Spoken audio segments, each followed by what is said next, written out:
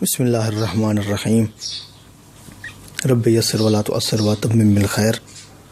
مومنین اکرام، جو 19ویں حدیث بیان کی گئی ہے کتاب جہل حدیث کے اندر، وہ غیبت کے متعلق ہے۔ غیبت اور بہتان یہ دو چیزیں ہیں۔ غیبت یہ ہے کہ انسان کسی ایسے دوست کی، اپنے عزیز کی، رشتہ دار کی، جاننے والے کی ایسی بات کسی کو بتائے کہ جو اس کے اندر پائی جاتی ہے اور وہ ناپسند کرتا ہے کہ دوسروں کو معلوم ہو۔ کوئی بھی اس کی عادت، چاہے وہ گناہ ہے یا گناہ کے علاوہ کوئی اور اس کے اندر ایسی عادت اور خصلت پائی جاتی ہے کہ جس کو اس کے جاننے والوں کے سامنے بیان کرنا اسے ناپسند ہے، لیکن بندہ بیان کر دیتا ہے، تو یہ غیبت کہلاتا ہے۔ بہتان یہ ہے کہ اس کے اندر کوئی چیز نہیں پائی جاتی ہے۔ مثال کے طور پر وہ جھوٹ نہیں بولتا ہے، آپ کہتے ہیں کہ فلاں بندہ جھوٹا ہے، تو یہ بہتان ہے، یہ غیبت سے بڑا گناہ ہے۔ بعض اوقات لوگ کہتے ہیں کہ ہم پیٹھ پیچھے کسی کے نہیں کہتے بلکہ ہم منہ پر کہہ دیتے ہیں، جو کہنا ہوتا ہے وہ سامنے کہہ دیتے ہیں۔ یہ بھی بہت بڑا گناہ ہے، یہ غیبت سے بڑا گناہ ہے کہ انسان کسی مومن کو اس کے سامنے، اس کے منہ پر اس کی توہین کرے۔ اور مومن کی حرمت روایات کے اندر ہے کہ کعبہ سے زیادہ ہے۔ جو 19ویں حدیث بیان کی گئی ہے غیبت کے متعلق، وہ ہے کہ پیغمبر اسلام صلی اللہ علیہ وآلہ وسلم فرماتے ہیں: الغیبۃ اسرع فی دین الرجل المسلم من الاکلۃ فی جوفہ۔ انسان کے حلق میں جو کھانا ہوتا ہے وہ دیر سے جاتا ہے، لیکن جو غیبت ہے وہ اس سے زیادہ تیزی سے آتی ہے، اس کا نقصان تیزی سے ہوتا ہے۔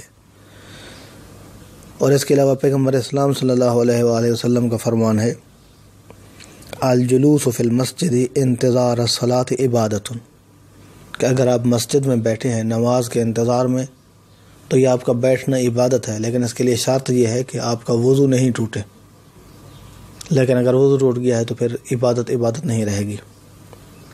ما لم یحدث، جب تک کہ آپ محدث نہیں ہوں۔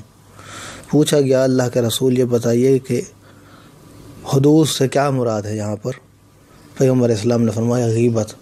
جب تک آپ غیبت نہیں کرتے ہیں، مسجد میں بیٹھے ہیں، تو آپ کے حصے میں ثواب لکھا جائے گا، لیکن اگر آپ غیبت کرتے ہیں تو پھر ثواب ختم ہو جائے گا۔ اس حوالے سے ایک انتہائی مفید کلام ہے شہید ثانی علیہ الرحمہ کا۔ شہید ثانی لکھتے ہیں کہ بعض اوقات ایسا ہوتا ہے کہ انسان فقط غیبت نہیں کر رہا ہوتا ہے، اس کے ساتھ کوئی اور گناہ بھی شامل ہوتا ہے، ریاکاری بھی شامل ہوتی ہے۔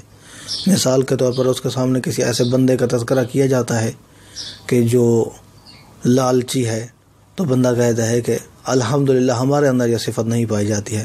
تو اس کا یہ کہنا کہ الحمدللہ ہمارے اندر یہ صفت نہیں پائی جاتی ہے، ایک تو وہ ریاکاری کر رہا ہے، لوگوں کو بتا رہا ہے کہ میں بڑا متقی اور پرہیزگار ہوں، اور دوسرا یہ ہے کہ غیبت بھی کی جا رہی ہے کہ اس بندے کے اندر تو یہ صفت پائی جاتی ہے۔ یا بندہ کہتا ہے کہ توبہ، اللہ معاف کرے، تو یہ جملہ بھی غیبت کے اندر ہی شمار ہوتا ہے۔ اور بعض اوقات ایسا ہوتا ہے کہ ایک بندہ غیبت کر رہا ہے کسی کی، اور باقی لوگ جو وہ متوجہ نہیں ہیں، نہیں سن رہے ہیں، جو سننے والا ہے غیبت کو تعجب کے ساتھ کہتا ہے اچھا اس کے اندر یہ بھی پایا جاتا ہے، یہ بیماری بھی اس کے اندر ہے، یہ برائی بھی اس کے اندر پائی جاتی ہے، تو اس کے تعجب کے ساتھ باقی سب لوگ متوجہ ہو جاتے ہیں اور وہ بھی غیبت کو سننے لگتے ہیں۔ تو دعا ہے کہ اللہ کے ذات ہمیں اس غیبت کے عظیم گناہ سے محفوظ فرمائے۔ اس کے متعلق یہی آیا ہے روایات میں کہ غیبت کرنے والا قرآن مجید کے اندر ہے کہ گویا کہ وہ اپنے بھائی کا، زندہ بھائی کا، مردہ بھائی کا گوشت کھا رہا ہے۔ اور قیامت کے دن بھی روایات موجود ہیں کہ جو غیبت کرنے والا ہے وہ اپنا گوشت کھا رہا ہوگا۔ پیغمبر اسلام صلی اللہ علیہ وآلہ وسلم کی احادیث ہیں کہ اللہ کے رسول جب معراج پر گئے تو انہوں نے مختلف لوگوں کو دیکھا جو اپنے ناخنوں کے ساتھ اپنے چہرے کو نوچ رہے تھے۔ پیغمبر اسلام صلی اللہ علیہ وآلہ وسلم کے پوچھنے پر بتایا گیا کہ یہ لوگ غیبتیں کرتے تھے، لوگوں کے پیٹھ پیچھے ان کی برائیاں کیا کرتے تھے۔ دعا ہے کہ اللہ کے ذات ہمیں اور ہم سب کو اس برائی سے محفوظ فرمائے۔ اپنا بہت سارا خیال رکھیے گا۔ محمد نقی جسکانی کو حوزہ علمیہ نجف اشرف سے شیعہ پوائنٹ سے اجازت دیجیے۔ والسلام علیکم ورحمۃ اللہ وبرکاتہ۔